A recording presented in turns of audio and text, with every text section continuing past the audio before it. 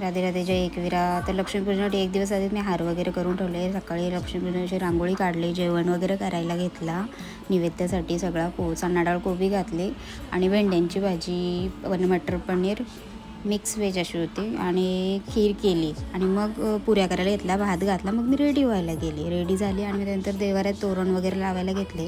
पूजा वगैरे सगळं फळं वगैरे मांडून पूजनाचा करायला घेतला मी आणि नंतर वही घेऊन तिच्यावर स्वस्तिक काढून तिचंसुद्धा पूजन केला आणि त्यानंतर दिवे पंती लावून आई मातेची लक्ष्मी मातेची ओटी वगैरे भरली आणि मग नैवेद्याचा सगळा काढला, फराळ वगैरे काढले आणि भाजी जेवणाचा आपला सगळा देवाला नैवेद्य दाखवला.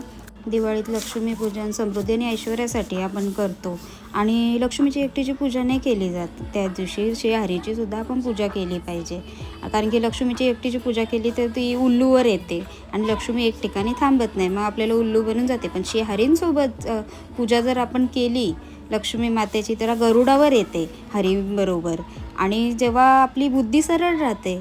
म्हणून श्रीकृष्ण हे प्रेमाचे प्रतीक आहे. श्रीहरी नारायण याच्याशिवाय कोणती गोष्ट होऊ शकत नाही. मग माझं सगळं दिवे वगैरे लावून सुद्धा झाले, पूजन वगैरे झालं, गाड्यांचं पूजन वगैरे केला आणि मग खाली फटाके लावायला गेलो. दरवर्षी पूजन उरकल्यानंतर मी खाली जाते फटाके लावायला.